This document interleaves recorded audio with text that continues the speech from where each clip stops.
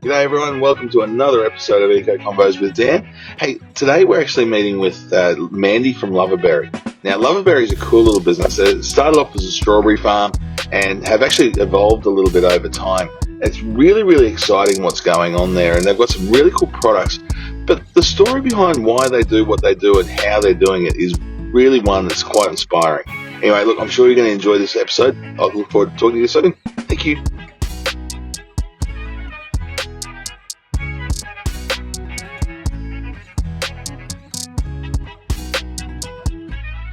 Hey everyone, Dan from Eco Convos with Dan here. Welcome to our next episode. Today, we're here with Mandy Schultz from LuvaBerry. We're on location. Mandy, thanks for having us around. No worries. It's great to have you come out here. Not many people get to sit in their backyard and do a podcast, so it's a bit exciting. That's it. Look, hey, it's a really, really cool thing to be able to come along and see your farm here and see what you're doing, even though it's not really not quite the right season for the berries at the moment. But there's important stuff that goes along all the time. So we want to talk about that sort of thing as well, and talk about where you came from, how you got into this. We were talking off air before about the idea of becoming an accidental strawberry farmer. We were. So our story, you could probably break it down into several ways. I'm not actually from a farm. Adrian's a horticulturist by profession. I'm a naturopath, and the family thought it was a good idea. Adrian's parents were actually growing native flowers in Clear Mountain, and they saw their two sons working in horticultural professions and thought, why don't we go get a second farm? And that's really how that journey began in 2003. I'd never lived on the farm, and for me it was just about Adrian and I were getting engaged to be married as a naturopath. Oh yeah, go live the dream. I didn't even know if I was going to be able to have any kids because I was a bit older, and kind of like I came here more for the lifestyle factor, and I was able to get a job locally while we set up, because we did have to work while we first got sorted. So we originally came to the farm as native flower farmers. Okay. So, if you move that story, then, it's like a journey within itself. So the flowers didn't work. Yep. So by the time my daughter was born, so we did one child in 2004 and another child in 2006. By that time, Adrian was working on the farm full time, and we had 150,000 strawberry plants, and the flowers were never going to be able to pay the mortgage. The flower industry, due to exports, the global financial crisis, the flowers got turned into the ground. But in saying that, when you ever come to the front of our farm, there's this beautiful big Christmas bush, and that is signatory of what we once grew, because we came here and we grew native flowers. It was the Christmas bush and kangaroo paw and backhausia. So our gardens, when you ever do come to visit, have got a huge emphasis on natives, because we still continue to love that element. Well, I mean, you can see, like you said, you see that the moment you arrive. As you driving in your driveway, it's not your traditional strawberry farm. I'll tell you that now.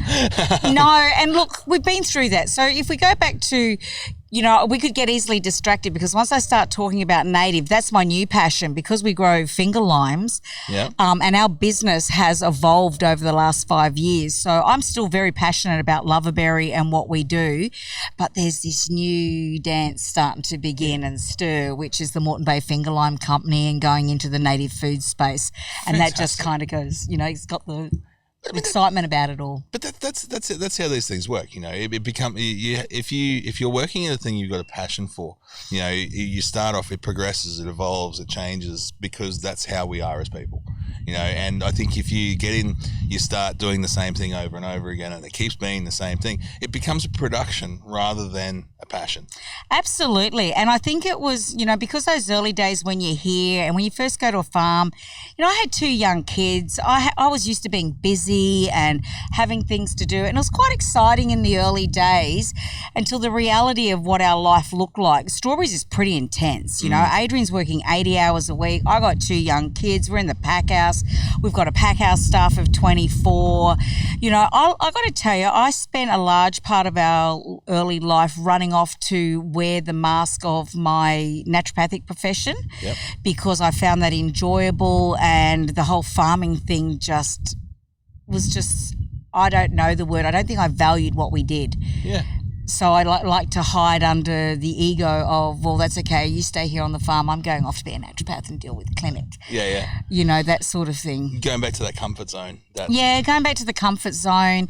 And I just need, my personality wasn't just about, you know, the intensity that strawberries comes. You just live and breathe it. It's intense. You get rain, but as a part of that, you know, it kind of set us up for the next journey and, you know, everything you learn upon. So I call it the early days of becoming the accidental farmers, what we knew of what our lives were. And yes, I couldn't wait till the end of September when I'd feel like a sense of relief. I could have a little bit of life back. I'd stop feeling guilty about the kids. But during those early days, you know, the kids have had a great, you know, you feel guilty for it, but the kids grew up with mum in the pack house. They used to build cubby houses out of boxes.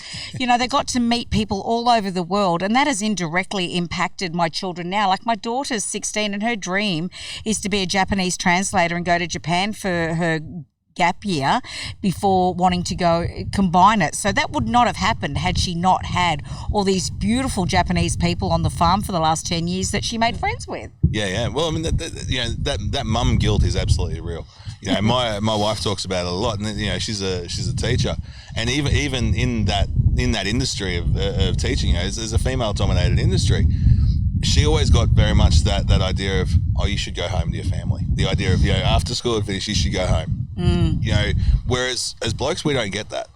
We don't, because it's expected. But that mum guilt, and that is put on by so many people, and then you feel it yourself, and that pressure you've got is absolutely a huge thing. Absolutely. I don't think it's always been easy for Adrian either. We tend to think of it through the eyes of ourselves.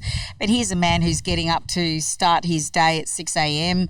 You know, there's pickers that need to be done. The agents are on the phone. He's got me in the pack house with our staff, and you know, it was quite stressful, let alone let's have a weather event. And then that was really probably where the journey began in creating LuvaBerry. So with LuvaBerry, as you brought that up, you know, that's something that I stumbled along through social media and whatnot, and found you. You've got some really, really cool products that you do, and I think, you know, a lot of that has actually it's been born out of another mission that you've got as well. Absolutely. So if we were to turn back the clock in about 2016, we're in a place where we could see the changing landscape of horticulture. This is happening across the board. And to cut it really short, I had a lot of friends that would drop their trailers off and we'd have a rain event or something go on, and all this fruit would be thrown out. And Adrian and I think a lot of people accepted that as being normal. But it was getting more and more. It wasn't just about you had rain that fed the cows. You're getting to the point where this changing industry of horticulture meant that, you know, you've got an oversupply. You know, you can't sell the smalls. Once upon a time in the pack house, you know, when we're in our peak period, you're putting out 6 pallets a day. They've got 132 boxes on them. Yeah. And those pallets used to be made up of all different size fruit and seconds. And every pallet would get the even share of what went with it. You know, and by the time end of 16 was coming, you know, oh, don't send us any larges. Oh, the seconds market was going. Like this domination of the big farms getting bigger and the movement away from central markets. And Adrian and I looked at each other and went, you know, there's a problem about to begin, and we didn't think it was going to change. So for me, being into products, I used to love making stuff as a naturopath. So I looked at these things one day and I went shopping, and everywhere you went, in Coles or Woolies or any of those places, all your strawberry snacks were filled with preservatives, sugar, and they're imported. And I just kind of got the shits one day, really, and just kind of went, right, I'm going to have a go. And with the help of a friend and a Thermomix and an air dryer, we started playing around with some stuff to then find out that in 2017, I went into a entrepreneur, you know, when you go with a good idea and they take you to a one-page business plan, and I walked into this course on the basis of, I'm going to make strawberry powder, I'm going to send it to China, and I'm going to solve Queensland strawberry industry's issues and get to travel because I like going to food trade shows. And that's kind of how it looked. Yeah. That's a good dream to follow. Well, it came out like anything. That was the idea. And then I met this amazing woman. And I have to confess, I didn't know a lot about waste. Yeah. Some of my journey has been a result of other people's opening my eyes. Yep. And I met this wonderful lady called Eleanor Stone, and she was in the waste movement out at Sanford. She was with Sanford Commons. And we sat there through this course, and she said, why are you sending it to China? There's people here that'd be interested in it. I went, huh? She said, there's people here that will want to help you. And when I look back now, I think what happened was why I never thought about it. When you're in an industry where you're struggling a little bit to keep afloat and everybody's trying to drive the prices down cheaper and cheaper and cheaper, I don't think, look, to be honest, I don't think I really valued what we did, and I don't think we felt valued. Yeah. Because why would people be okay to pay 80 cents for a punnet? So that's where some of the blinkers went on. Yep. And it was with the help of Eleanor that we started our movement that's been well documented and talked about, is our war on waste. Yeah. And you've got a lot of that sort of information through your website. So let's point people there to have so they can go through and have an in-depth look as to what you're doing. But the idea, so you've brought this out of the idea of this. There was the stuff that the market wasn't wanting at the time, so unsellable stuff. Yeah. And you've now come up with the product with the freeze drying it, and with creating. We've got some for those of you who are listening rather than watching. We've got some products behind us, and the wind's grabbing a few of them at the moment. But you've created a range of different products.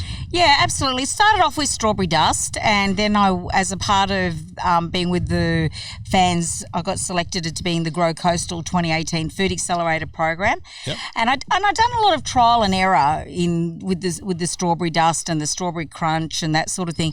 But because the War on Waste was working with other farms and LuvaBerry only had strawberries, that's when we started to incorporate the local raspberries and blueberries, and it just unfolded from there. And I met some people in the Grow Coastal program, and this is one of my favourite little tales, because Adrian and I showed up on our first day, and when I used to taste the strawberry dust, I used to put it into white chocolate because it was a great way. Taste it like this and then imagine what this flavour, because it's a natural colour and flavour, would be like in chocolate. Yeah. And I can remember it's our opening day of Grow Coastal, and there's this very suave, beautiful, young, really competent woman walks up, and her name's Bridget from Cocoa Pod. Yeah. And she's going, oh, what are you doing? I kind of said, Adrian, I don't think she likes me because of our shit chocolate, Right? And I was really kind of in awe of Bridget. She's just so got it together, and here she is, this chocolate maker making this amazing chocolate on the Gold Coast. So I was always a bit nervous, and I sat through this entire course. I learnt heaps, but thinking, what am I doing here? All these people were ready for distributors. They had their artwork. I didn't even have a website. I was still saving for my website and the rest of it. So it was really good, and these programs are so important for anybody who's got with startup. It doesn't matter if it's tech, whether it's horticulture or whatnot, to get that support to learn from others. But the best part about it was Bridget and I have become 5-year collaborators. We walked out of that course and I said to her, look, can you do something with this dust? And can you put it in one of your bars and make me something? So she made me this strawberry bar that we took out onto the car park parties, and people loved it and sold it. And now it sits as a permanent product in her range of products. And that is the perfect example of collaboration. Absolutely. And so, I wanted to talk a bit more about those courses and that people can do, because there's that idea, that collective knowledge, being able to get from people who have, we've done this, these are our mistakes that we've made, so you don't go and make those same ones, and then you do exactly the same thing. You hand in and say, this is what I've done, this is where I stuffed up, and be able to work together for each other's own purposes. I think so, and it gives you confidence, but I think it's something energetic that happens. Yeah. I don't know if this is the best way to liken it, but it's like a fire. So you put bits of wood together and you get a little bit of flame happening, but when you go into these groups, it's like lots of logs being thrown on a fire, so you get this surge of energy, that you come out of there and you think about, you might have been able to give somebody else an idea, they give you some feedback, but passion breeds passion. So if you put 10 or 12 people in a room that are passionate about what they do, other than needing a paper duster to say who's talking next, a lot of great stuff can happen. Yeah, well, I mean, that's what motivational speakers build their bread and butter on. Right. So you've got that same sort of thing, but the trick is by having those groups of people getting together and having those conversations, rather than just having your the guru at the front of the stage when everyone's, this is excellent, and you go out of it and you go to it, you feel amazing. The moment you drive out of the car park, the real world comes back.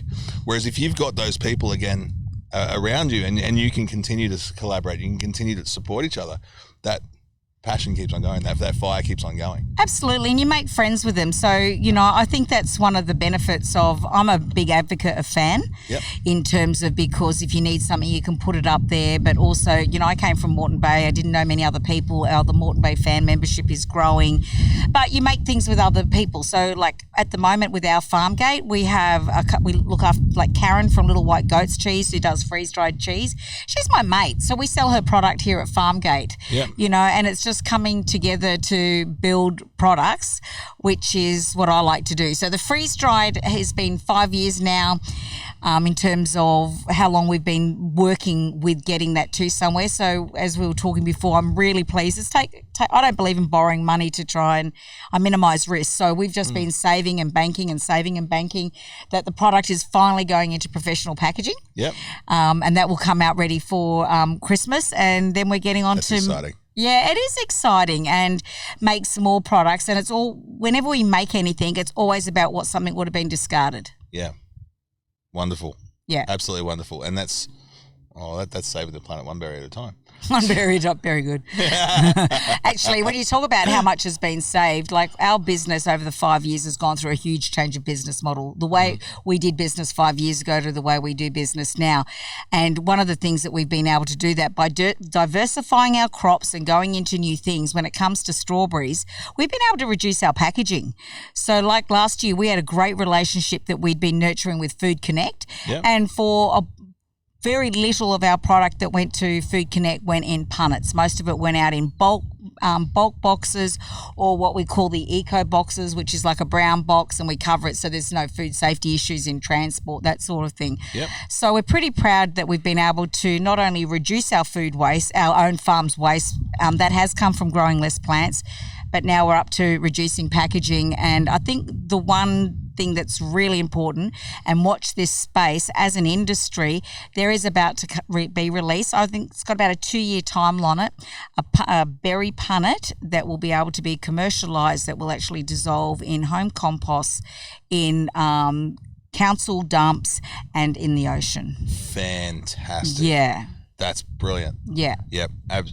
Can't wait for that to happen. Yeah, those things happen because we've been on that war on waste, and people have known that we've had that chance to, people come to us. So then because we're proactive, we ring this person, ring that person. So we're not responsible for it, but we just are able to be a point of taking a phone call, and because we care about it, not get it fobbed off. Yeah. Well, it becomes that level of priority for you. And once again, that's going through and helping so many others, and so many, in so many different ways. It'll help an industry. Yeah. So you've gone through. We talked about some of the products that you've got. People can buy that through your website. Yeah, on the website we do. Basically, it's down to a dust and a crunch, where we do raspberry, blueberry, and strawberry.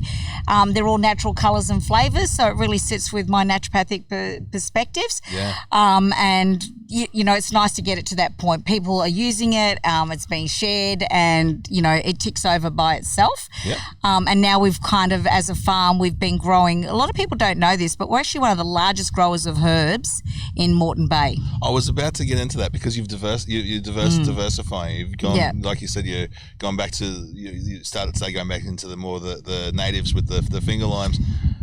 Now in herbs as well. Yeah, the herbs, we always grew onion chives, and that was a part of just early parts of strawberries. But now, and I love it, because being a herbalist, I might not make herbal tinctures anymore, but I do like it on our farm tours to sit around and talk about, the thyme's good for your lungs, and the sage will stop you flushing, and we played around with tarragon. So it's been the perfect road for me, going from naturopathics. I'm a foodie full stop, and just like food to cook and play with, to now having herbs and making some products with the herbs. And again, we did a collaboration with somebody where we started with our herbal butters. Next year we hope to take that into salts and oils, but it's one step at a time. The herbs have probably gone from being here as a priority with products to down there while we work with the finger limes, because the finger limes got hammered by COVID. Yep. So there's quite a bit of waste in our freezer, that there's a certain shelf life with it. So we'll be looking at turning that into a range of products that we hope to release for Farmgate next year, but also start to showcase them through our native food feast that we launch in January. Wonderful. So in the other thing we were talking about at the start was the idea of agritourism, and you do farm tours here. Yeah, we've been dabbling. This whole 5-year journey, you got to remember, was how we're going to just stop sinking. Yeah, yep. That was the bottom line. Get a bucket and start. And some of it has been organic. It hasn't gone out of our way where we've gone, oh, we're on a sinking boat, quick, get a bucket. But we've had to come up with ideas to do things better. And Farmgate, we started with a couple of schools. We started with a couple of events. We've had a lot of support from Embrit because we're part of the Caboolture Festival, and I've done that 2 years in a row, and that gave me a chance to look at what I can and can't handle.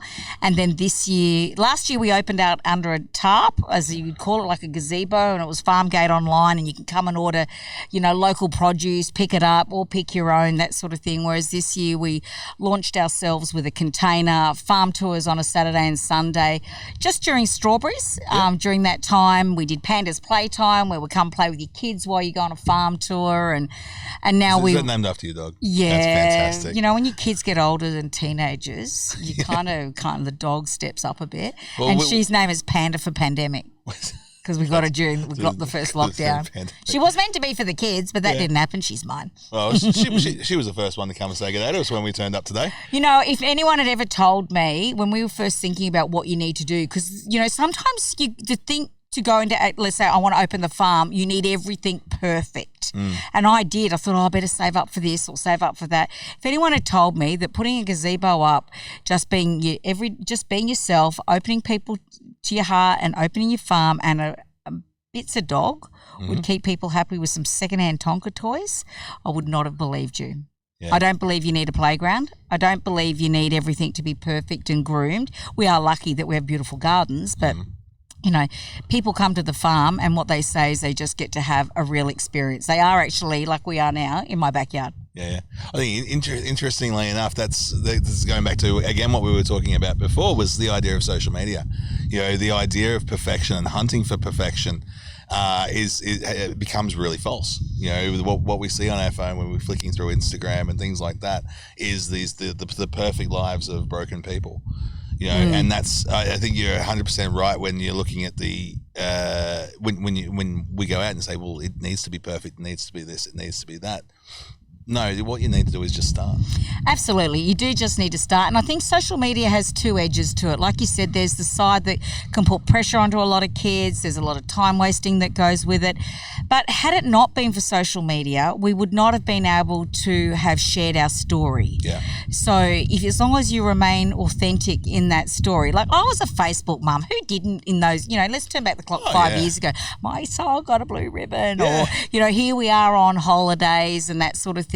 But had we not had that, and I did a couple of courses again, you just got to learn. If you've got a passion, you don't know how to do something, find a solution. And that's how you just you go do something, and we were able to tell our story. And that's how we tell the story now, even for using our products. Because the biggest obstacle that we've had is people go, well, what do you do with the dust? What do you do with the crunch? And it's taken years and years, but social media enables us to, I do some pretty dodgy Christmas videos, and how to make it. And you can actually educate people through it now, but then there's the other side of social media that I think people can get a false sense of self-importance and lose track of what's real in the world. I think the reason it is so popular, and the reason it has gone so far, is because it is a great way to be able to connect with family. It's we've did the same thing, because when we moved to Gympie, we moved away from a lot of our family. Yeah. So it was that great way to be able to share stories and say, hey, the kids have done this and that. It was brilliant, and that's why it works, and that's why it's been, it's started to become a tool for corporations. And I build my business on it, both real estate and this podcast. This podcast wouldn't exist without social media. So I'll go on about the evils of it, but there's some really, really good stuff that comes out too. I do, and I think one of the things I would say is a mindset change. At the beginning of the journey, I had to do it all, and I wasn't very good at it. I'm not a graphic artist. I look at some of the posts and they were crap, but you just still had to go, and people could tell it was us. But when you're actually running a business, if you want to do it properly, and you've got to be telling the stories, and you need the visuals, you've got to have somebody who is good at it. And I think one of the best things I ever had happen to me was we had a beautiful young woman come and work for us for 2 years, and people come when you need them. Yep. And she came from an advertising background in England, and I said to her, do you want to do my Instagram? Because other than Facebook, you know, that wasn't my space, not my demographics, and I didn't know what they were talking about. And she, while working here with us, she started our Instagram page, but because she'd come from that background, she was very good. And I will say I've been lucky in terms of Emma has been with us, worked for us for 2 years, but she got sponsorship in Australia, and she's become my adopted English daughter as a part of our family, even though she lives in Melbourne, and she still continues to guide me and look after LuvaBerry, that enables me to just be me and go on and doing other things. Because if you're going to do social media properly, you need to dedicate. I haven't got 10, 15 hours a week. Yeah, absolutely. You need to dedicate to it. But I think the most important thing is you need to be authentic.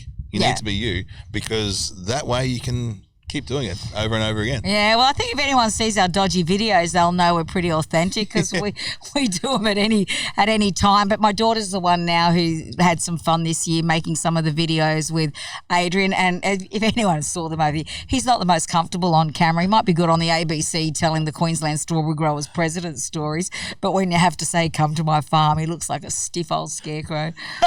Oh, that's fantastic. So, okay, so in terms of the products that you've got, and you and working with other people's products, you do a lot of support for a lot of people, and I'm sure that they support you back. Who are some of those people who what are some of these groups that are actually some of these businesses that are out there that you're working together and collaborating with? Well, the collaborating groups has obviously been a close-knit group with the fan. Cocoa Pod has helped me do chocolates, but she's also supported the War on Waste, because, she's continued to make other products from our freeze-dried raspberries. And so Bridget and Cocoa Pod have their own story. We've got Zoe from Black Lemonade, who came up with a gluten-free, dairy-free, which just suits me completely, because it was a naturopathic-based product with no nasties in it, using our freeze-dried raspberries. So that is, another collaboration. Is that the brownies? Yeah. I've heard about the brownies. Yeah, and what we do with it. And then she's made ones that obviously with the dustings and the icings.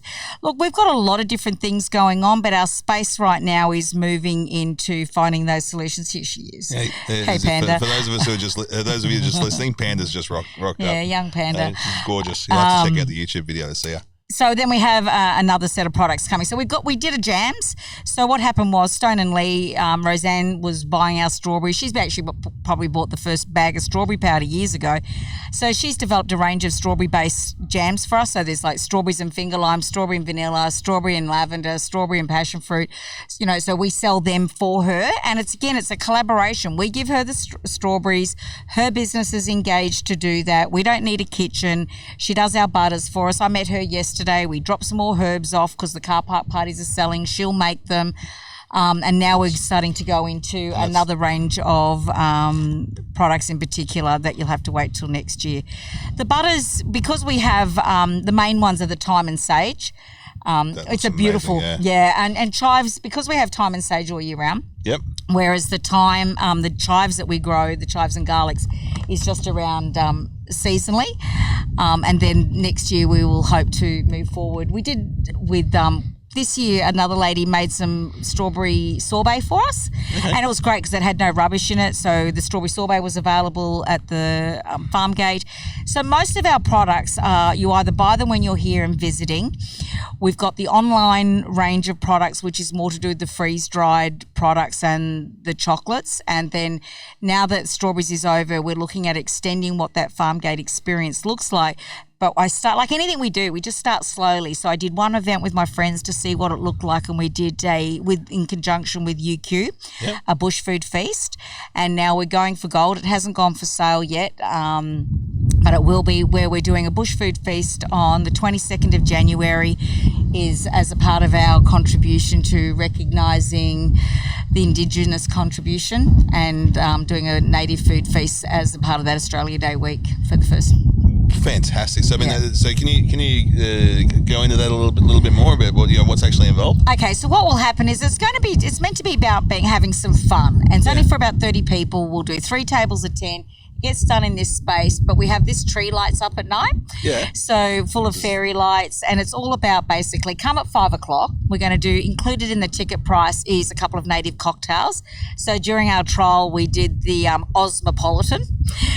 Yeah, and that was fun. So it comes with a then we go for a walk around the farm, down to the finger limes. I take that on, and then we're going to sit down for a 3-course meal that's been prepared by Professor Melissa Fitzgerald. She runs the Bush Food Department at University of Queensland. Yep. And she's got 2 PhD students who are passionate about in the bush food studying, because they're all about studying the active ingredients and getting people to know more about bush foods. And we'll do an entree, main, and dessert. Not only will that showcase finger limes, but native herbs and other ingredients that we don't even grow at this point of time, but really just celebrating everything Australian. That's fantastic. I absolutely love it. And and getting in and talking to getting involved with UQ on that as well is absolutely brilliant. Yeah, but I've got to tell you, it sounds better. It's quite accidental, and it's like anything, funny stories. You meet somebody. Yeah. I bumped into Melissa at a slow foods function in Brisbane, and I sort of looked at her and I said, "I know you." She goes, "I know you too." Transpires, Melissa and I used to catch the school bus back in Newport in Sydney years ago. Oh wow. Yeah, and so we kind of just had a wave because it was Christmas time. We had a few wines, and when you're laughing in the ladies' toilets, after you've had a few champuses. Oh yeah, the school bus, that's so funny. Until I went to Regionality. And I went to Regionality this year, which is an amazing 3-day about regenerative farming, ag tourism. And I walk into this workshop again. I go, "I know you." She goes, "I know you too." We went school bus. Well, her and I just spent 3 days together. And even to the point when we went to the conference, she was sitting next to me. Not by choice. She was placed next to me. Yeah. And that first evening, we went out to go to Tomarup Dairies. And here we are. So let's go back to the bus. So we had a bit of a laugh. Let's sit together on the bus. And I didn't even know what she did. I just knew she came from UQ. Yeah. And then she goes, "Well, I do, No, I don't know you do that." And her passion was finger limes. Wow. So had it not been for meeting somebody to help me, and at that point in time, I didn't know much about what to do with finger limes because there's a few issues that go with them. But again, I met Eleanor when it was starting the war on waste. You meet people along the way, and now this person, it's no coincidence that somebody that I sat on a bus with 35 years, I finished high school in 1985. That's how old we are. Yeah. And recognise faces. But that's I think that the idea of not being coincidences, things are happening for the right reasons, and that's really forming how everything that's worked here for you on the farm has been that saying, well, not necessarily getting bogged down by different adversities. Yeah. It's going through and actually looking at opportunities instead. Absolutely, and I think that comes, it's having the right mindset. Yeah. So, my personal philosophy is if I have a problem, it's just a solution that's not found yet. Yep. And, when we had, all these problems with waste, it was a bit like, this is not right. There's got to be a solution. There's got to be an answer. And then you get the downloads. For me, a lot of my downloads come when driving. Yep. Which I don't do a lot of because I'm stuck on the farm 6 months of the year. But in the off season, I'm doing deliveries or I'm driving down to the Bribie. It's in that quiet moment, and it's about a mindset. So I know there's things I want to do. I'm not exactly sure how I'm going to do it, Yep. but it's a bit like having a mental business manager that that it's not a real business manager. It's like a business manager that you go talk to in your head. I need this solved. Where can we go? And the things come about. And that's what happened with the container. We were talking about the container last year and, buy a brand new one. Who's got $65,000? I didn't need fryers. We didn't know what to do. And I said, it'll be all right. The answer will come. The lady that makes our strawberry sorbet shows up and goes, Wendy's selling her container. No, I didn't. Why, hello, Wendy. And within a week, that container was signed off, and we took it upon convenience for her going into her new premises. So answers come. You just got to be willing and open to have it taken care of, not push and shove too much. Things happen the way they're meant to happen. They don't come without massive action, though. Oh, absolutely. You've got to be able to see that opportunity and go.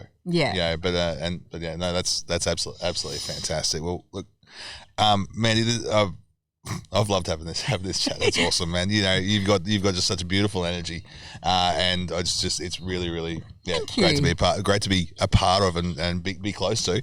But look, before we finish up, hello, what are you doing, Panda? Yeah, she's got a stick. Of course she has. All the workers have gone and farm gates closed, so the poor dog. And today was swimming day for me, so she hasn't been for a walk. Oh, no. Yeah. You know what? I'll tell you a quick story, though. She does look like she does it tough, though, I'll tell you. We've got the old people's home across the home, and she's so clever that she walks across the road, has learned to sit, open the doors, stop, open the doors, and she's become a bit like a care dog. The head nurse over there loves her. She's got a bed and a water bottle. And you tend to find she goes missing around lunchtime. We used to have a cat that used to do that, and then we found out it was actually getting fed by about 3 different neighbours, and so look, Mandy, we do with all our guests, we go through our 1660. So you ready to go? Let's have a go. Let's have a go. All right. So, what's a personal habit that contributes to your success? Exercise. What's the best advice have you ever received?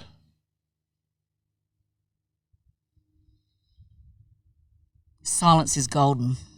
Love it. And I like that little bit of silence before that too. That was nice. What's the one thing you're most fired up about today? Oh, well, there's the debatable one, because I get really cranky about the supply chain and the horticultural industry, but then I have to go accept the things you cannot change and the wisdom to know the difference. Yep. And then what I'm most fired up about is moving forward with the Moreton Bay Finger Lime Company. Unreal. If you could recommend one book or podcast to our audience, what would it be and why? I love Tony Robbins. Yeah? Yeah. I'm a big, I don't like use, I wouldn't say devotee, because, I joined the Hare Krishnas once and they have plenty of them. Yep. No, I love Tony Robbins. Yep. Yeah. All right. Fantastic.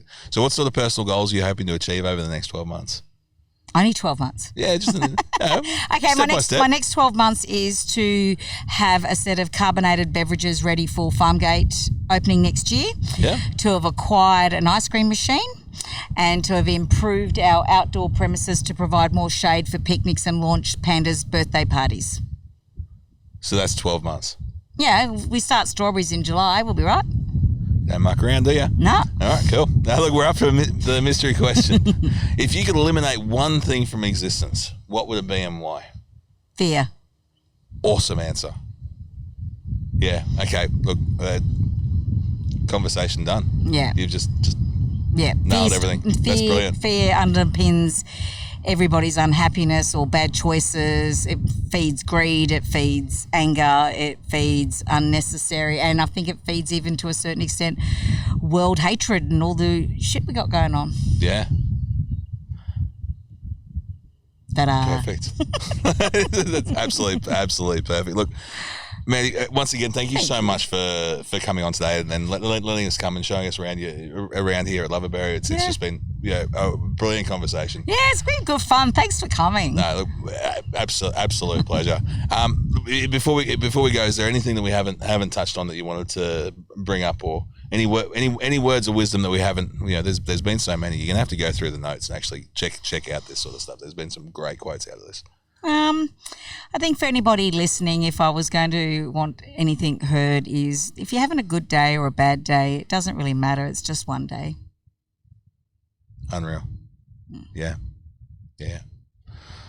Well, on this one day, thank you. Fun. It's been wonderful, and I think thank you. We're going to go and try some chocolate in a little bit. So before it all melts. We have go from having a good day to having a great day. Awesome. Thank you very much, Mandy. Cheers to everybody out there. Make sure you like and subscribe. Make sure you check it all out. Leave comments, ask questions, all that sort of stuff. Mandy will jump on the comments too and be able to answer any questions you've got. I really appreciate you coming in and saying good day to us today. Checking it out. I'm sure you've enjoyed it. I have. Mandy has. Victoria has. Panda has. It's been a good day. Talk to you next time, everyone. Bye. Wow, what a great chat. Look, I'm sure you enjoyed that. Such an important topic, the idea of reducing waste. So we had a wonderful time, and we were able to actually try and test some of her products. Look, absolutely to die for. I can't tell you how much we enjoyed. the strawberry dust. It was just incredible. Anyway, make sure you like and subscribe to this episode. Make sure you go and check out LuvaBerry. Check out some of their products. Look, it's a really, really great organisation. Look forward to talking to you next time. Cheers.